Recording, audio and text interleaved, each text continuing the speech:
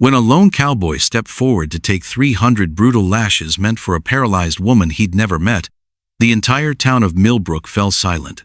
But it was what happened the very next day that would change both their lives forever. What could possibly drive a broken man to marry a stranger after enduring such agony for her sake? Blood dripped from the whipping post in the center of Millbrook's dusty square. But today it wouldn't be spilled for the reason everyone expected. Jacob Kane shifted his weight from one worn boot to the other, watching Sheriff Morrison test the leather whip with sharp cracks that echoed off the adobe buildings. The autumn sun of 1867 beat down mercilessly on the gathered crowd, their faces a mix of curiosity and cruel anticipation. Women clutched their children closer while men removed their hats, all eyes fixed on the wooden platform where justice was about to be served. The courthouse bell had rung 3 times, its bronze voice calling the people of this small Texas town to witness punishment. Jacob pulled his hat lower over weathered features that told stories of too many hard years. At 32, he'd seen enough violence to last several lifetimes, first in the war, then on the cattle trails that stretched endlessly toward markets that barely paid enough to keep a man fed. "Bring her out," Morrison called, his voice cutting through the September heat like a blade. The crowd stirred as Deputy Collins emerged from the jailhouse, pushing a makeshift wooden wheelchair. The woman seated in it gripped the armrests with white knuckles, her auburn hair catching sunlight like copper wire. She wore a simple gray dress that had seen better days, and her green eyes swept the crowd with a mixture of fear and defiance that made something stir in Jacob's chest. "Elena Vasquez," Sheriff Morrison announced, unfolding a piece of paper, "found guilty of theft from Garrett's General Store. The amount, $50 in goods." He paused, letting the weight of that sum settle over the crowd. The sentence, as determined by Judge Hamilton, 300 lashes. A murmur rippled through the gathered townspeople. Even the hardest men among them knew what 300 lashes meant. For someone who couldn't stand, couldn't brace herself against the post, it was a death sentence wrapped in legal words. Jacob studied Elena's face as Morrison read the charges. Her jaw was set in a way that reminded him of soldiers before battle, afraid but determined not to show it. When she spoke, her voice carried across the square with surprising strength. "I never stole anything from that store," she said, looking directly at the crowd rather than the sheriff. "My chair got stuck in the doorway. When I tried to back out, some goods fell to the floor. That's not theft. That's an accident." "Judge Hamilton heard your story," Morrison replied, rolling up the paper. "He made his decision based on the evidence." "What evidence?" Elena's voice rose. "Marcus Garrett's word against mine? The word of a woman who can't even walk?" Marcus Garrett pushed through the crowd then, his store owner's clothes marking him as one of Millbrook's more prosperous citizens. He was a handsome man in his early 30s, with the kind of soft features that spoke of indoor work and regular meals. When he looked at Elena, Jacob caught something in his expression, not the righteous anger of a wronged merchant, but something more personal. "Elena, you know I didn't want this," Marcus said, his voice pitched for the crowd but his eyes never leaving her face. "If you'd just accepted my help when I offered it, none of this would have happened." Elena's knuckles went white on her wheelchair arms. "Your help came with conditions I couldn't accept, Marcus. You know that." "What I know is that pride makes a poor meal," Marcus replied. "And now look where it's gotten you." Jacob watched this exchange with growing understanding. This wasn't just about stolen goods. This was about something deeper, more personal. The way Marcus looked at Elena, the way she seemed to know exactly what help he'd offered and why she'd refused it, painted a picture that had nothing to do with justice and everything to do with a man who couldn't accept being told no. Dr. Harrison pushed through the crowd, his medical bag clutched in his hands. He was an older man with kind eyes and the sort of gentle demeanor that made him trusted throughout the county. "Sheriff Morrison, surely there's been some mistake. Elena Vasquez is hardly capable of overpowering anyone to steal goods."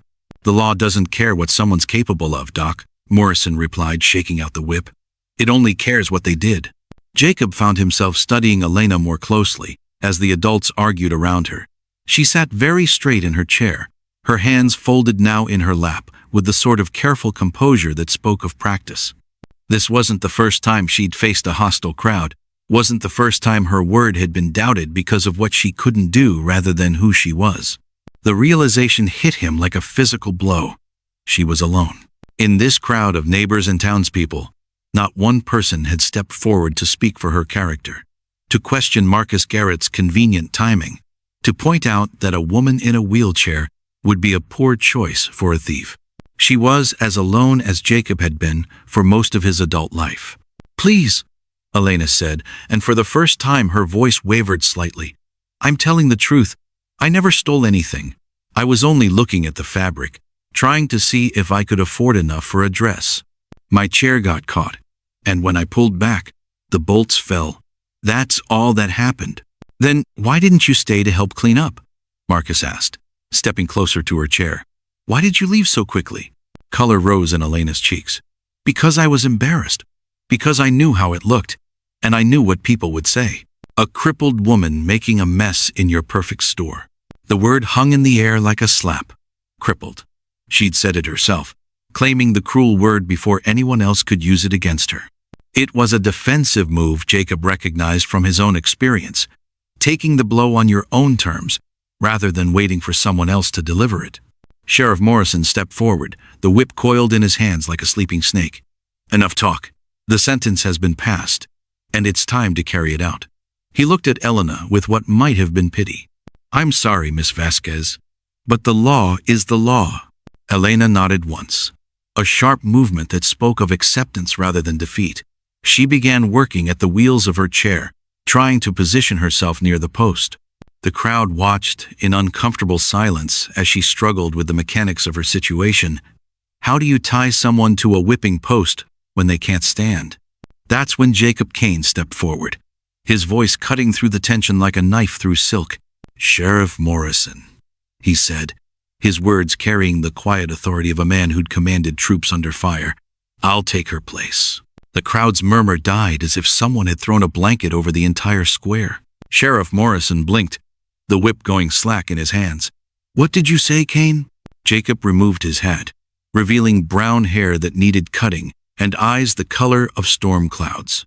"I said I'll take her punishment, all 300 lashes."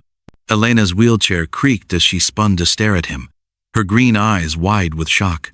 "You don't even know me," she whispered, her voice barely carrying in the sudden stillness. Jacob looked down at her, taking in the way sunlight caught the copper highlights in her hair, the stubborn set of her jaw, the hands that trembled slightly despite her efforts to appear calm. "I know enough," he said simply. "This is highly irregular," Morrison said, but uncertainty crept into his voice. In 12 years as sheriff, he'd never had someone volunteer to take another person's punishment. Marcus Garrett pushed forward, his face flushed with anger. "This is ridiculous. You can't just substitute people for legal punishments." "Show me where the law says I can't," Jacob replied, never taking his eyes off Elena. "Show me the statute that prevents a willing man from standing in for someone else's sentence." Dr. Harrison stepped between them, his medical training taking over. "Young man, do you understand what 300 lashes means? The human body can't—" "I survived Andersonville prison, Doc," Jacob said quietly. "I think I can handle a whipping." The name of the notorious Confederate prison camp sent a ripple through the crowd. Men who'd fought in the war, on both sides, knew what that place had been. If Jacob Kane had walked out of Andersonville alive, he'd already endured worse than anything Morrison's whip could deliver. Elena reached out suddenly, her fingers brushing Jacob's sleeve. "Why?" she asked. And in that single word was a lifetime of being let down, of promises broken, of help offered with strings attached. "Why would you do this for someone you don't know?" Jacob knelt beside her chair, bringing himself to her eye level. Up close, he could see the small scar on her chin, the way her eyelashes were darker at the tips than the roots, the faint lines around her eyes that spoke of pain endured in private. "Maybe because I know what it's like when the whole world seems set against you," he said, his voice pitched for her ears alone. "Maybe because I've been where you are now, alone, with everyone watching, waiting for you to break." Elena searched his face, looking for the catch, the condition, the price that would come with his offer. Jacob had seen that look before, in the eyes of wounded soldiers who'd learned not to trust easy promises. "There's no catch," he said, reading her thoughts. "No payment expected, no debt to be repaid, just one person helping another, because it's the right thing to do." Marcus Garrett's voice cut through their quiet conversation. This is insane. Elena, tell him you don't want this. Tell him to step aside. Elena looked up at Marcus, then back at Jacob. For a long moment, the only sound was the wind rustling through the mesquite trees that bordered the town square. I can't ask you to do this, she said finally. You're not asking, Jacob replied, standing. I'm offering. Sheriff Morrison cleared his throat. Kane, are you absolutely certain about this? 300 lashes is… I'm certain. Jacob's voice carried across the square with the same quiet strength that had steadied nervous soldiers before battle. But I have one condition. You're hardly in a position to make conditions, Marcus snapped. Jacob ignored him, addressing Morrison directly. Miss Vasquez stays to witness the punishment. If this is justice for her crime, then she needs to see what justice costs. Elena's sharp intake of breath was audible in the stillness. I can't watch you be hurt because of me. You can, and you will, Jacob said, not unkindly. Because someone needs to remember what happened here today. Someone needs to know that there are still people willing to stand between the innocent and injustice. Morrison nodded slowly.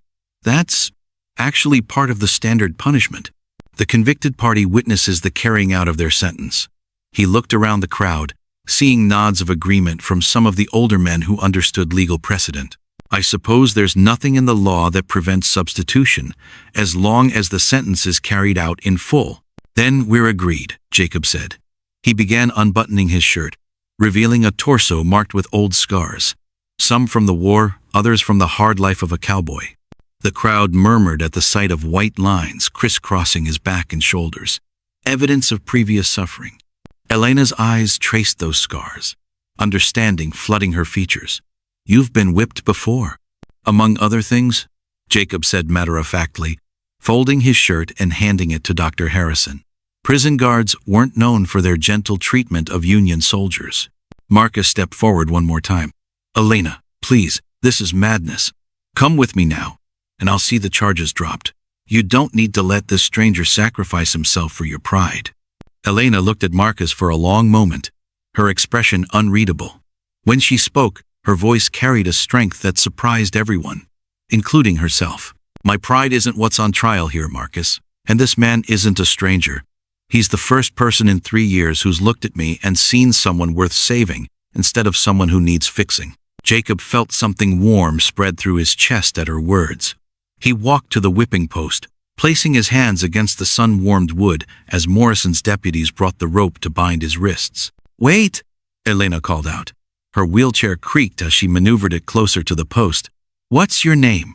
If you're doing this for me, I should at least know your name. Jacob turned his head to look at her, and for a moment the crowd, the heat, the approaching pain all faded away. There was just this woman with copper hair and green eyes, asking for his name as if it mattered, as if he mattered.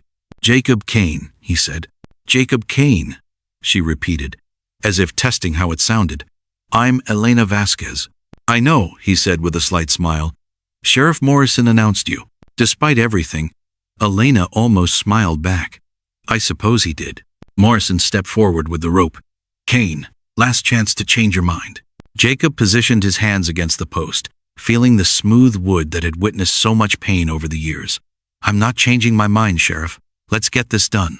As the rope tightened around his wrists, Jacob caught Elena's eye one more time.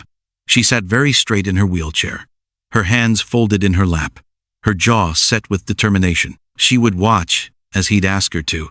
She would remember. The first crack of the whip split the air like thunder, and Jacob Kane's real test began. The crowd fell dead silent, as if someone had stolen all the sound from the world. Even the horses stopped shifting their weight, and the wind itself seemed to hold its breath. Sheriff Morrison's weathered face twisted into a frown. His grip tightened around the leather whip handle. That ain't how justice works around here, Kane. You can't just step in like some kind of hero from a dime novel. Jacob didn't back down. He planted his boots firm in the dusty ground and looked the sheriff straight in the eye. Show me where it says in the law books that a willing man can't take another person's punishment. I'm volunteering, Sheriff, free and clear. The crowd started whispering again. Women clutched their husbands' arms. Children peeked out from behind their mothers' skirts. Everyone knew what 300 lashes could do to a person. Most folks didn't survive that kind of beating. Elena's green eyes went wide with shock. She gripped the wooden arms of her chair so tight her knuckles turned white. "Mister, you don't even know my name. Why would you do something so crazy?" Jacob removed his dusty hat and looked down at her. Something in her face reminded him of a wounded bird he'd once found during the war, scared but still fighting to survive. "Name's Jacob Kane, ma'am. And maybe I know what it feels like when the whole world turns against you." Dr. Harrison pushed through the crowd, his black medical bag clutched in one hand. The old doctor's face looked worried. "Elena, this stranger is offering to take your place at the whipping post. Do you understand what that means?" "I understand plenty, Doc," Elena said. Her voice shook a little, but she kept her chin up high. "What I don't understand is why a complete stranger would risk his life for mine." Jacob knelt down beside her wheelchair, bringing himself to her eye level. The crowd pressed closer, trying to hear every word. "Maybe because I've seen enough unfairness in this world. Maybe because sometimes good folks need someone to stand up for them." Old Mrs. Patterson called out from the crowd. "That girl stole from Garrett's store. She needs to pay for what she done." "Did she, though?" Jacob stood back up, his voice carrying across the town square. "Anyone here actually see her steal anything? Or did you just see a woman in a wheelchair trying to get through a doorway?" The crowd stirred uncomfortably. People started looking at each other with questions in their eyes. Sheriff Morrison spit tobacco juice into the dirt. "Judge Hamilton already made his ruling. The law is the law, and somebody's got to pay." "Then let it be me," Jacob said simply. Elena wheeled her chair closer to him. "But why? I still don't understand why." Jacob looked down at his worn boots, then back at her face. "During the war, I spent 2 years in a prison camp. Andersonville. You ever heard of that place?" Elena shook her head. "It was hell on earth. Men dying every day from hunger, disease, beatings. I watched good soldiers get punished for things they never did, just because the guards felt mean that day." His voice got quieter. "I swore if I ever got out alive, I'd never stand by and watch innocent folks suffer if I could help it." "But you could die," she whispered. "We all die eventually, miss. Question is whether we die for something that matters." Sheriff Morrison threw his hat on the ground. "This is the most fool thing I ever heard. Kane, you sure about this? 300 lashes ain't no joke." Jacob started unbuttoning his shirt. "I'm sure." Elena grabbed his arm. "Wait, what's your full name?" "Jacob William Kane." "Well, Jacob William Kane, I'm Elena Maria Vasquez. And if you're truly going to do this impossible thing, then I want you to know exactly who you're doing it for." She told him quickly how she'd been born right here in Millbrook, how the horse accident 3 years back had left her legs useless, how she lived alone in a tiny house and took in sewing to earn money for food. "I went to Garrett's store to buy thread," she explained. "But my chair got stuck in the doorway, something fierce. When I tried to back out, I knocked over a whole display of goods. Some coins fell out of my purse and mixed in with the scattered items. Mr. Garrett came running and started yelling that I was stealing." "Didn't you explain what happened?" Elena's laugh held no humor. "You think anyone believes the word of a crippled Mexican woman against a store owner? Judge Hamilton took one look at me and decided I was guilty." Jacob finished removing his shirt, revealing a back already marked with old scars from prison camp beatings. The crowd gasped. "Looks like you've been through this before," Sheriff Morrison observed grimly. "That's exactly why I know I can survive it," Jacob replied. Elena stared at the scars crossing his back like a roadmap of old pain. "Oh, Jacob, you've suffered enough. Haven't we all?" He knelt beside her chair again. "Elena Maria Vasquez, I'm asking you to let me do this. Not because you're helpless, but because it's right." Tears started rolling down her cheeks. "I can't ask you to." "You're not asking, I'm offering." Dr. Harrison stepped forward. "If we're really doing this, I need to examine him first. Make sure he's strong enough." The doctor listened to Jacob's heart, looked in his eyes, tested his reflexes. "He's in good condition," Harrison announced. "But Sheriff, 300 lashes could still kill him." "Then we better pray it don't," Morrison replied. He looked around at the crowd. "Anybody else want to speak up? Last chance." The town square stayed quiet except for the sound of Elena crying softly. "All right then." Sheriff Morrison picked up his hat and dusted it off. "Jacob Kane, You're fixing to take Elena Vasquez's punishment. 300 lashes with the whip. You sure about this? Jacob looked one more time at Elena's tear-streaked face. I'm sure. Then stripped to the waist and approached the post. Elena Vasquez, you got to watch every single lash. That's part of the sentence. As Jacob walked toward the wooden whipping post, Elena called out, Jacob? He turned around. Thank you, she said simply. He nodded once, then placed his hands against the rough wood and waited for them to tie his wrists with rope. The rope bit into Jacob's wrists as Sheriff Morrison pulled the knots tight. The wooden post felt warm from the afternoon sun, worn smooth by others who had stood in this same spot before him. Elena positioned her wheelchair where she could see his face. Her hands shook as she gripped the armrests, but she kept her eyes steady on his.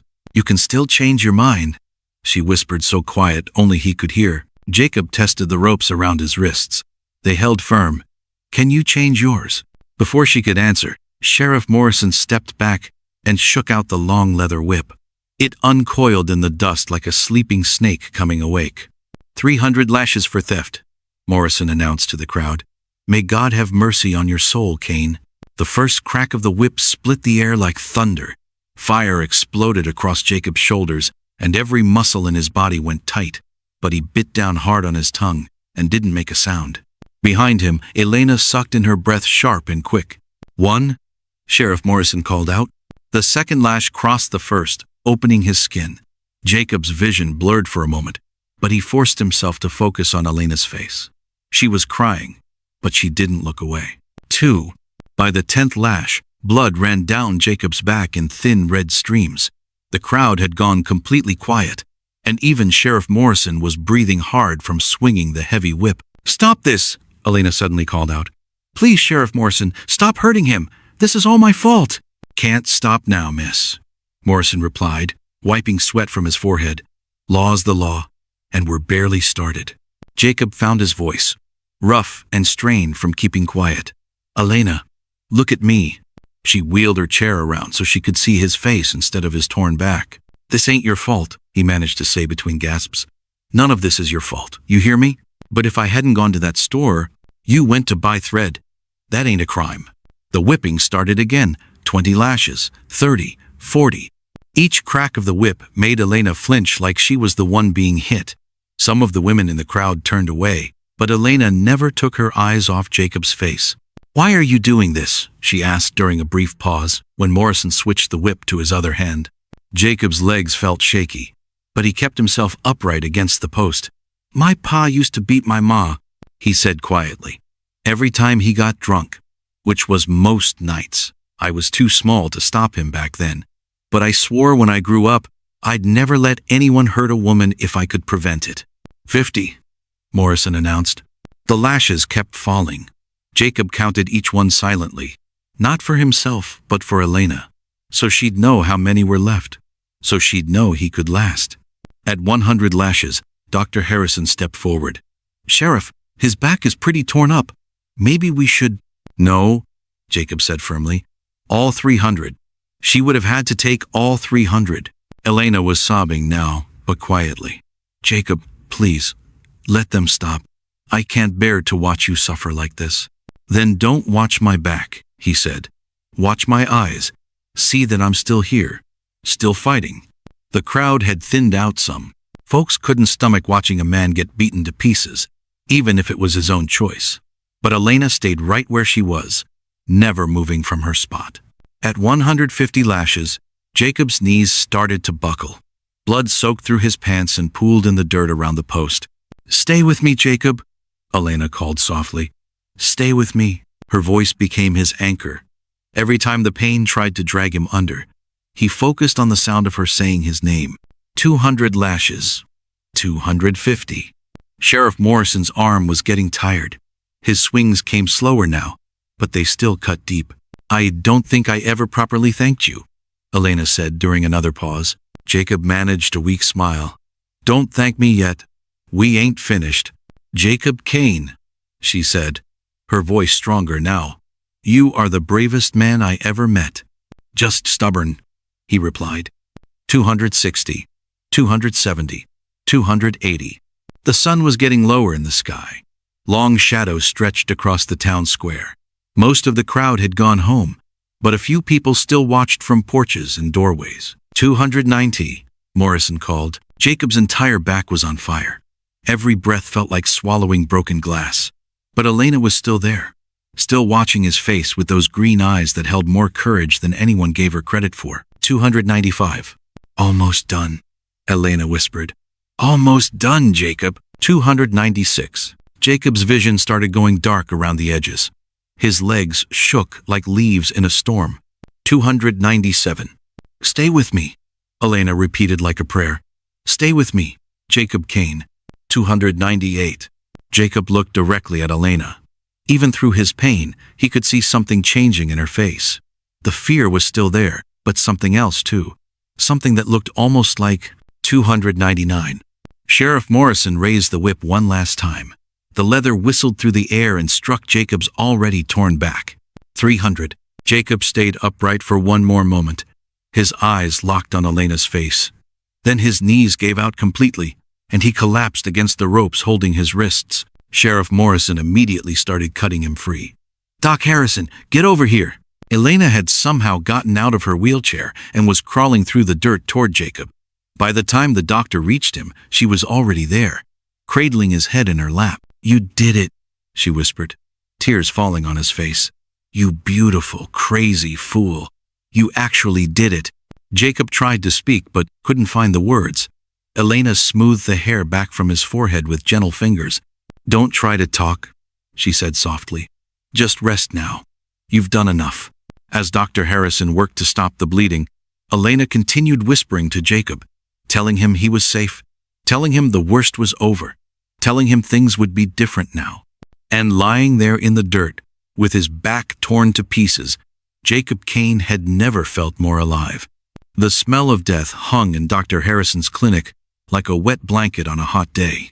Jacob's fever had spiked during the night, and now his skin burned like fire while his body shook with chills that rattled the metal bed frame. The wounds are getting infected, Doctor, Harrison whispered to Elena, who hadn't left Jacob's side in 3 days. I've seen this before. Sometimes the body just can't fight anymore. Elena gripped Jacob's hot hand tighter.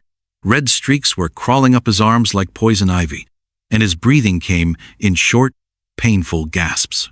The brave man who had taken her punishment was now fighting for his life because of her. There has to be something you can do, she begged the doctor. I'm doing everything I know how, but prayer might help more than medicine right now. Through the clinic window, Elena could see the people of Millbrook going about their daily business. The baker swept his front steps. Children played in the dusty street. Life moved on while Jacob lay dying just a few feet away from all of it. Why did you do it? She whispered to his fevered face. Why did you save someone you didn't even know? Jacob's eyes fluttered open, unfocused and glassy. Elena? I'm here. I'm right here. Did it work? Are you safe? Tears rolled down her cheeks. Even burning up with fever, he was still worried about her. Yes, Jacob. I'm safe. You saved me. A weak smile crossed his cracked lips. Good. That's good. His eyes closed again, and for a terrifying moment, Elena thought she'd lost him. Then his chest rose and fell, each breath a small victory. The clinic door creaked open, and Mrs. Chen shuffled in carrying a steaming bowl. The elderly Chinese woman had been coming by every few hours with different soups and teas, trying to help in the only way she knew how. This one different, Mrs. Chen said in her broken English. Special herbs from home country. Very strong medicine. Dr. Harrison examined the dark liquid suspiciously. I don't know what's in it. Is good, Mrs. Chen insisted. My husband, he get very sick like this, man. This medicine save him. Elena looked between the doctor and Mrs. Chen, then at Jacob's pale face. What could it hurt? Nothing else is working. Dr. Harrison sighed. At this point, I suppose we have nothing to lose. They managed to get a few spoonfuls of the bitter tea down Jacob's throat. He coughed and sputtered, but some of it stayed down. Mrs. Chen nodded approvingly and settled into a chair by the window. Now we wait, she said simply. As the hours passed, Elena found herself talking to Jacob's unconscious form. She told him about her childhood in San Antonio, about the accident that had taken her legs, about the lonely years that followed. She talked until her voice grew hoarse, desperate to keep him connected to the living world. "You know what's funny?" she said as the sun began to set. "I used to think God had forgotten about me. After the accident, after Marcus left, after everything went wrong, I thought I was being punished for something." She smoothed his damp hair back from his forehead. "But maybe God didn't forget. Maybe he was just waiting for the right time to send me an angel, even if that angel happened to be a stubborn cowboy with more courage than sense." Outside, storm clouds were gathering again. Elena could hear thunder in the distance, and the first drops of rain began tapping against the window glass. Mrs. Chen had dozed off in her chair, and Dr. Harrison was mixing medicines at his desk. Suddenly, Jacob's hand tightened around hers. "Elena," he whispered, his voice stronger than it had been all day. She leaned closer. "I'm here." His eyes opened, and for the first time in days, they were clear and focused. "I had the strangest dream. I dreamed I was floating above everything, looking down at this room, at you holding my hand." "You're awake," she breathed. "Really awake." "How long was I out?" 3 days. 3 very long days. Jacob tried to sit up, then thought better of it as dizziness washed over him. 3 days? I feel like I've been run over by a cattle stampede. Dr. Harrison hurried over and pressed his stethoscope to Jacob's chest. "Well, I'll be," he muttered. "Your fever's broken, colors coming back to your face." Mrs. Chen opened her eyes and smiled. "Ancient medicine, very good medicine." "Thank you," Elena said to the old woman. "Thank you for saving him." "Not save him," Mrs. Chen replied. "He saved himself. Strong spirit, that one. Very strong love, too." Elena felt her cheeks warm. "We're not. I mean, we hardly know each other." Mrs. Chen's weathered face crinkled into a knowing smile. "Heart know what heart know. Time not always matter." As if summoned by the mention of time, the clinic door burst open and Sheriff Morrison strode in, his face grim. Behind him came his deputy, a nervous young man named Pete, who kept glancing around like he expected trouble. "Kane," Morrison said without preamble, "we need to talk." Jacob struggled to sit up higher. "What about?" "About the fact that while you've been laid up here playing sick, there have been 3 more thefts in town, all of them blamed on Miss Vasquez here." Elena's blood ran cold. "That's impossible. I haven't left Jacob's side." "That's what you say, but there are witnesses who claim they saw you wheeling around town in that chair of yours, taking things that don't belong to you." "What witnesses?" Dr. Harrison demanded. Pete shifted uncomfortably. "Well, sir, there was Old Man Peterson and Mrs. Garrett from the dress shop and Marcus Garrett, I suppose," Elena said bitterly. Sheriff Morrison's silence was answer enough. Jacob swung his legs over the side of the bed, ignoring Dr. Harrison's protests. "Sheriff, you know as well as I do that Elena hasn't left this clinic. Half the town has seen her here, taking care of me. Maybe so. But the judge is getting pressure to do something about all this theft. And Miss Vasquez here is still the most likely suspect." "Based on what evidence?" Morrison pulled out a small silver locket from his pocket. "This was found in her room at the boarding house. Mrs. Patterson from the church says it was stolen from her parlor 2 nights ago." Elena stared at the locket in horror. "I've never seen that before in my life." "That's what they all say." Jacob stood up slowly, his legs still shaky but his voice steady. "Sheriff, someone is setting Elena up, and I think we both know who." "I deal in facts, Kane, not suspicions." "Then here's a fact for you. I'm not letting you arrest an innocent woman based on planted evidence and false witnesses." The tension in the room crackled like lightning. Morrison's hand moved instinctively toward his gun, and for a moment, Elena was afraid the 2 men might actually draw on each other. But then Mrs. Chen spoke up from her chair by the window. "I see everything from here," she said quietly. 3 days, 3 nights. Girl never leave, never go anywhere. Someone tell lies about her. "Ma'am, with respect, your English isn't—" "English fine," Mrs. Chen interrupted, her voice sharp. "Eyes work good too. Someone want hurt this girl very bad. Very bad person do this thing." Sheriff Morrison looked around the room at the faces staring back at him. Even his own deputy seemed uncomfortable with the situation. "I'll tell you what," Morrison said finally. I'll give you 24 hours to prove Miss Vasquez didn't steal that locket. After that, I'm taking her in. Evidence or no evidence. After the sheriff left, the clinic fell silent except for the sound of rain pattering against the windows. Elena stared at her hands, fighting back tears of frustration and fear. We'll figure this out, Jacob said, sitting on the edge of the bed beside her wheelchair. Someone is trying to frame you, and we're going to find out who. We both know who, Elena replied. The question is how to prove it. Jacob reached over and took her hand. Then that's what we'll do. We'll prove it. But even as he said the words, Elena could see the worry in his eyes, and she knew that proving her innocence wasn't going to be as easy as either of them hoped.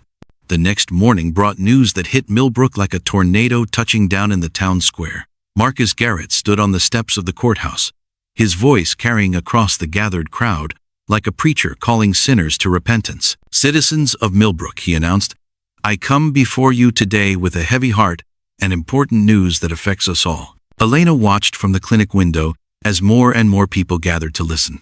Jacob stood behind her wheelchair, his hands resting protectively on her shoulders. As you know, our peaceful town has been plagued by a series of thefts. Good people have lost precious belongings, and honest merchants have suffered losses. Today, I'm here to tell you that I have solved this mystery. The crowd murmured with interest. Elena felt Jacob's hands tighten on her shoulders. The thief among us is someone we trusted, someone we pitied, someone we tried to help. Elena Vasquez has been stealing from us while we offered her charity and kindness. He's lying, Elena whispered. But her words were lost in the crowd's growing rumble of anger. Marcus held up his hand for silence. I know this is hard to believe. I know some of you feel sorry for her because of her condition, but I have proof that cannot be denied. He reached into his jacket and pulled out a small leather bag.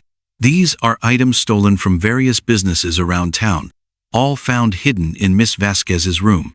A silver hairbrush from the barber shop, coins from the church collection plate, even my own mother's pearl earrings. Elena felt the blood drain from her face. Jacob, I swear to you, I've never seen any of those things before. I know, he replied grimly, but proving it is going to be another matter. Marcus continued his speech, his voice growing more passionate with each word. Now, I want you all to know that despite everything, I bear Miss Vasquez no ill will. In fact, I'm prepared to offer her a solution that will benefit everyone. The crowd leaned forward eagerly. Instead of pressing charges and seeing her sent to prison, I'm willing to take responsibility for Elena myself.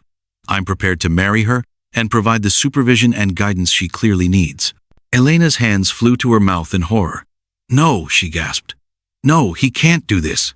Furthermore, Marcus went on, I'm willing to make restitution to all the victims of her crimes from my own pocket. All I ask in return is the community's understanding and support as I try to help this troubled young woman find her way back to the path of righteousness. The crowd was nodding now, murmuring approval. To them, Marcus looked like a hero, generously offering to sacrifice his own happiness to save a fallen woman. Of course, he added with what sounded like reluctance, if Miss Vasquez refuses my generous offer, I'll have no choice but to let the law take its course. And we all know what the law says about repeat offenders. Elena knew exactly what the law said. 3 strikes meant prison or worse. And Marcus had just publicly provided her with 3 strikes worth of evidence. Dr. Harrison came up behind them, his face grim. Elena, I'm afraid there's more bad news. Mrs. Patterson is outside asking for you. Says she wants to give you a chance to confess before the sheriff comes. Elena closed her eyes, feeling the walls closing in around her.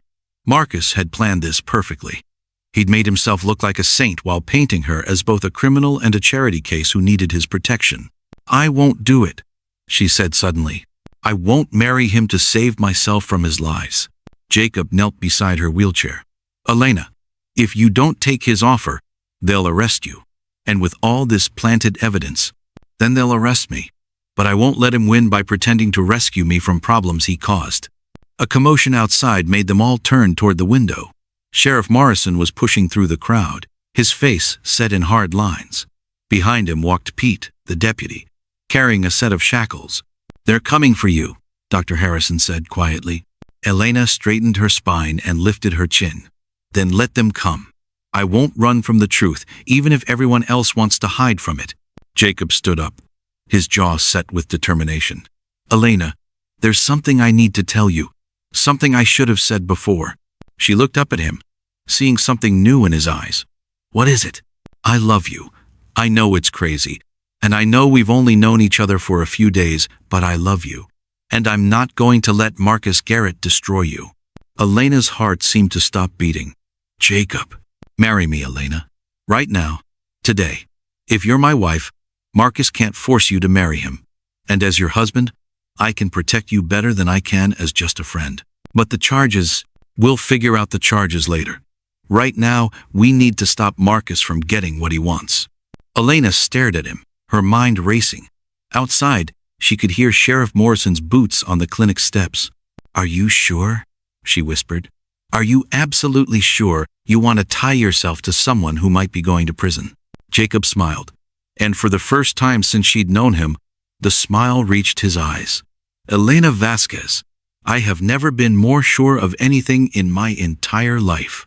The clinic door opened, and Sheriff Morrison stepped inside. Miss Vasquez, I'm here to witness a wedding, Jacob interrupted. Dr. Harrison, you're licensed to perform marriages, aren't you? The doctor blinked in surprise. Well, yes, but then I'm asking you to marry Elena and me. Right now. Morrison held up his hand. Hold on just a minute, Kane. You can't what? Can't marry a woman who's been accused but not convicted? Can't exercise my rights as a free citizen? Elena reached out and took Jacob's hand. Yes, she said clearly.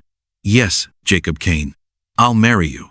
Mrs. Chen clapped her hands together in delight. Very good. Very good marriage. Sheriff Morrison looked frustrated, but he couldn't argue with the law. A man had the right to marry whom he chose, and a woman had the right to accept or refuse a proposal. Dr. Harrison cleared his throat nervously. Well, if you're both certain about this, I suppose. Elena, do you take Jacob to be your husband? I do, she said, never taking her eyes off Jacob's face. And Jacob, do you take Elena to be your wife? I do, he replied firmly. Then by the power vested in me, by the territory of Texas, I pronounce you husband and wife. Jacob leaned down and kissed Elena softly, and she felt something inside her chest bloom like a flower in spring sunshine. Well, Sheriff Morrison said dryly, that's going to complicate things. Outside, the crowd was growing restless, and Elena could hear Marcus's voice rising above the others, demanding to know what was taking so long. But for this one perfect moment, sitting in the clinic with rain pattering against the windows and her new husband's hand warm in hers, Elena felt something she hadn't experienced in years. She felt hope. What she didn't know was that Marcus Garrett had one more card to play, and he was about to play it in front of the entire town. The clock on Dr. Harrison's wall had just struck midnight when Marcus Garrett kicked open the clinic door like a man possessed by demons. Behind him stood not just the Morrison twins, but 6 other men from town, all carrying torches that cast dancing shadows on the walls like angry spirits. Time's up for playing house, Marcus snarled, his eyes wild with something that looked like madness mixed with whiskey. Elena, you're coming with me right now. Jacob rolled off the examination table despite the fire shooting through his healing back, positioning himself between the mob and Elena's wheelchair. His hand instinctively reached for the gun belt he wasn't wearing, finding only empty air. What's this really about, Marcus? Jacob asked, his voice deadly calm despite his heart hammering against his ribs. Tom Morrison stepped forward, waving a piece of paper like a battle flag. Judge Hamilton changed his mind about that commitment order. Says Elena's clearly not thinking straight if she's choosing a saddle tramp over a respected businessman. Elena's knuckles went white as she gripped her wheelchair. That's impossible. The judge went to Austin for the month. Billy Morrison grinned like a coyote eyeing a wounded rabbit. Funny thing about official papers, they can say whatever you want them to say, especially when the right people sign them. Dr. Harrison emerged from the back room, still wiping sleep from his eyes but quickly taking in the dangerous scene. Gentlemen, this is highly irregular. You can't what? Marcus interrupted, his voice rising to a shout. Can't save a poor, confused woman from making the worst mistake of her life. Can't stop her from throwing away everything good for a man who'll abandon her the first time things get difficult? The accusation hit Jacob like a physical blow, mainly because It echoed his own deepest fears. What if Marcus was right? What if he really couldn't take care of Elena properly? What if his love wasn't enough when money ran short and his back gave out and Jacob? Elena's voice cut through his spiraling doubts like sunlight through storm clouds.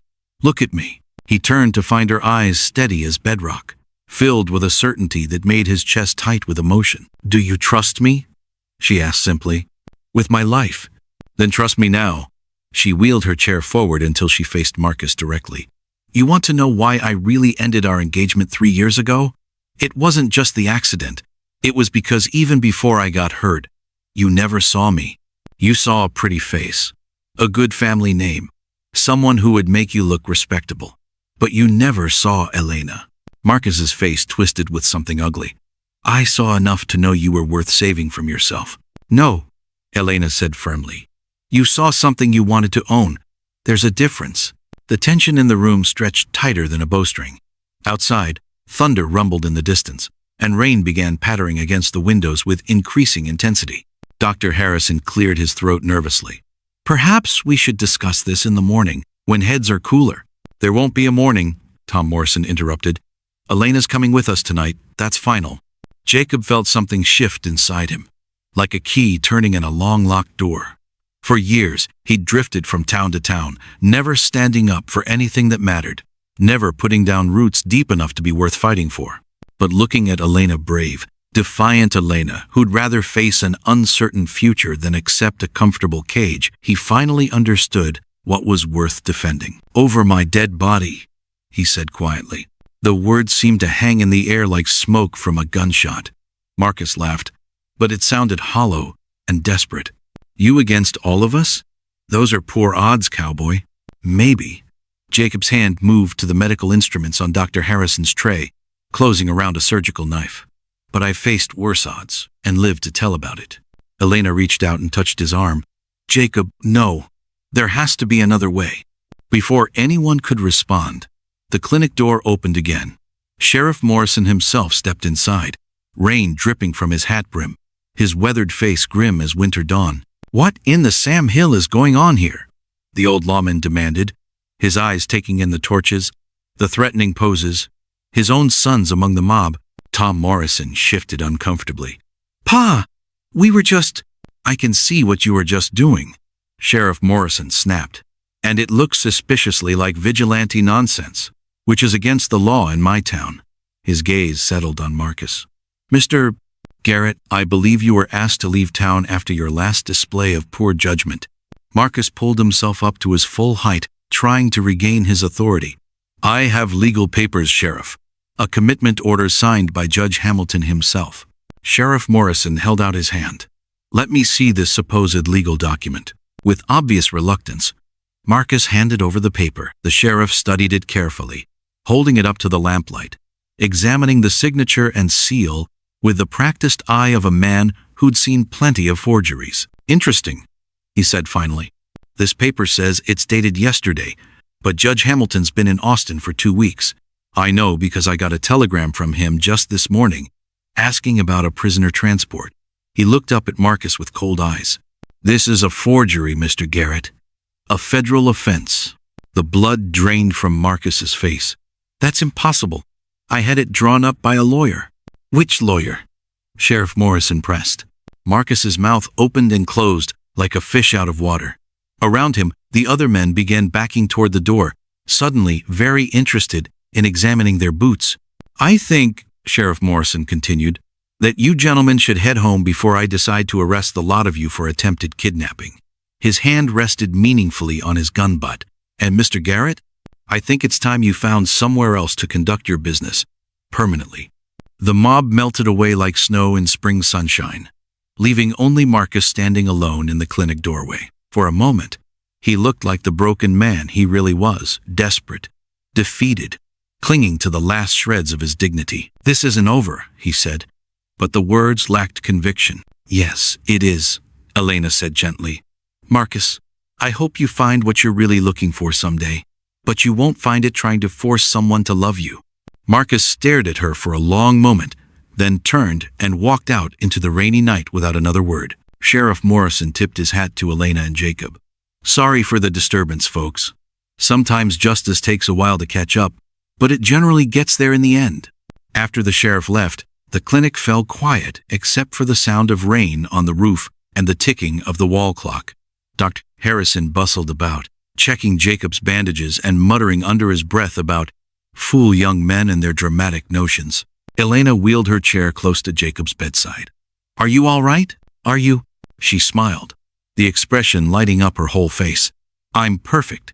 Absolutely perfect." She held up her left hand, where his mother's ring caught the lamplight. "We're going to be married tomorrow, remember? I can hardly wait."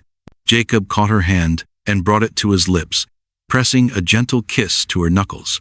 "Elena Kane," he said, testing the sound of her married name. "I like how that sounds."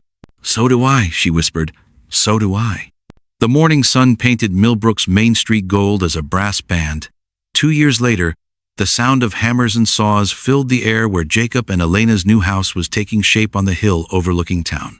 Elena sat in her wheelchair, beside a pile of lumber, holding blueprints that fluttered in the autumn breeze while directing the construction crew with the precision of a military commander. "No, Mr. Peterson, the ramp needs to be exactly 18 inches wide, not 16, she called out to the head carpenter. "And make sure the grade isn't too steep. I need to be able to get up there even when it's muddy." Jacob rode up on his horse, dusty from a week-long patrol through the territory in his new job as deputy marshal. The badge on his chest caught the morning light as he dismounted, and Elena felt her heart skip the way it still did every time she saw him coming home. "How's the house coming along, Mrs. Kane?" he asked, bending down to kiss her cheek. "See for yourself," she said, pointing to where the frame of their home stood against the sky. 3 bedrooms, a kitchen big enough for my baking business, and a porch that'll wrap around 2 sides. Jacob studied the construction with satisfaction. The territorial marshal job paid well enough that they could afford something nice, and Elena's bakery was already famous throughout 3 counties. Together, they were building something that would last. "Speaking of your baking," Jacob said, pulling a letter from his saddlebag, "I brought you some interesting news from town." Elena unfolded the letter, her eyes widening as she read. "The governor wants to hire me to teach at the new territorial school. In the capital? Only if you want to. It would mean traveling some, but the pay is excellent, and you'd be teaching the children of senators and judges." Jacob crouched beside her chair. "What do you think?" Before Elena could answer, a commotion erupted down on Main Street. Dr. Harrison came running up the hill, his medical bag bouncing against his side, calling out as he approached. "Jacob, thank goodness you're back. We need the deputy marshal right now." Jacob's hand instinctively moved to his gun. "What's the trouble, Doc?" "Train derailment, about 5 miles east of town. The engineer says there are injuries, maybe deaths. Sheriff Morrison's already headed out there, but he asked for you specifically." Elena reached out and squeezed Jacob's hand. "Go. People need help." "Are you sure?" "I just got home." "I'm sure." She smiled up at him with the same brave expression that had first captured his heart. "Besides, I'll be right here when you get back. I'm not going anywhere." Jacob kissed her forehead, then swung back onto his horse. As he rode toward the disaster, Elena called after him. "Jacob Kane, you come back to me in one piece, you hear?" "Always do," he shouted over his shoulder. The train wreck was worse than anyone had imagined.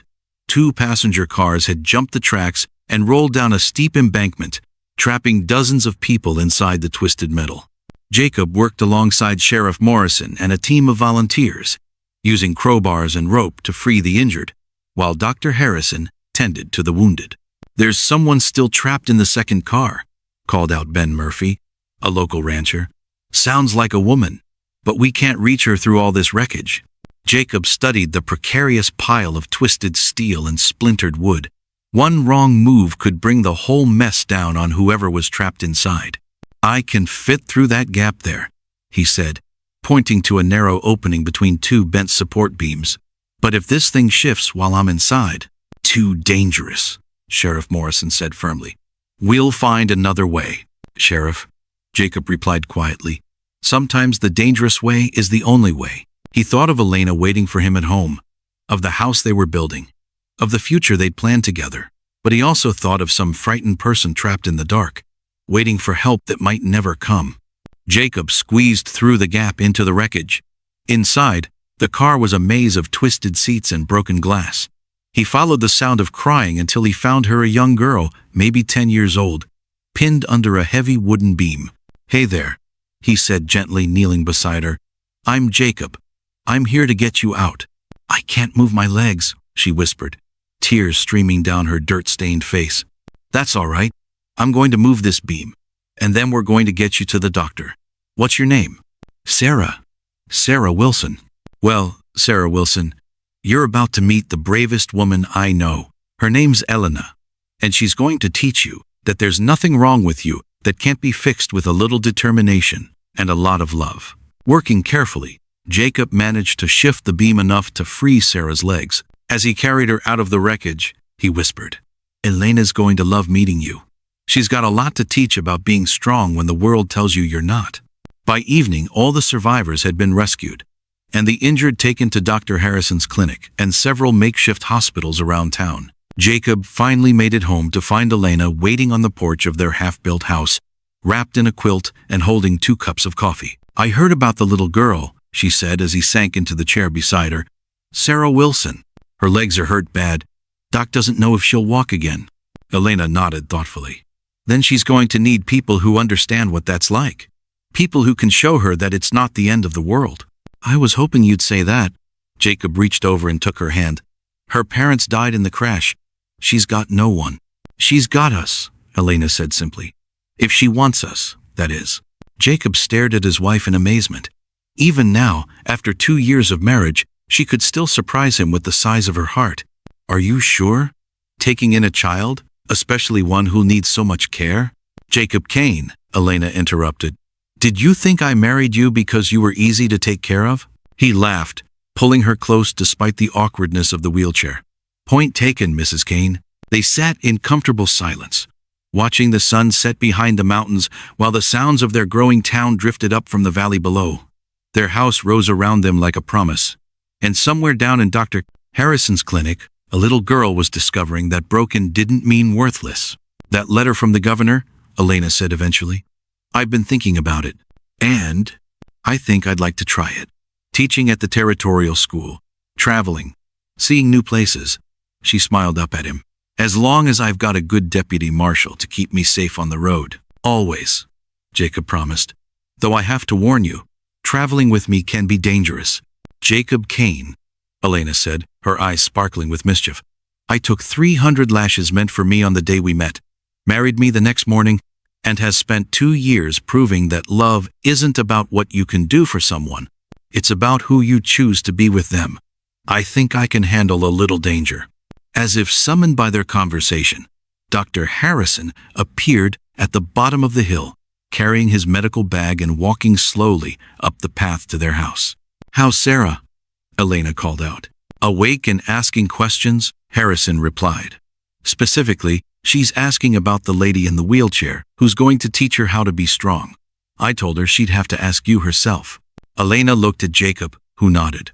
Together, they made their way down to the clinic where a frightened little girl was waiting to learn that sometimes the most broken people become the strongest teachers. In the distance, the evening train whistle echoed across the Texas plains, carrying the promise of new adventures and reminding them both that the best journeys aren't about where you're going, but about who's traveling beside you. The story of the lonely cowboy who took 300 lashes for a stranger had become legend in Millbrook. But the real story, the one about 2 broken people who found wholeness in each other, was just beginning.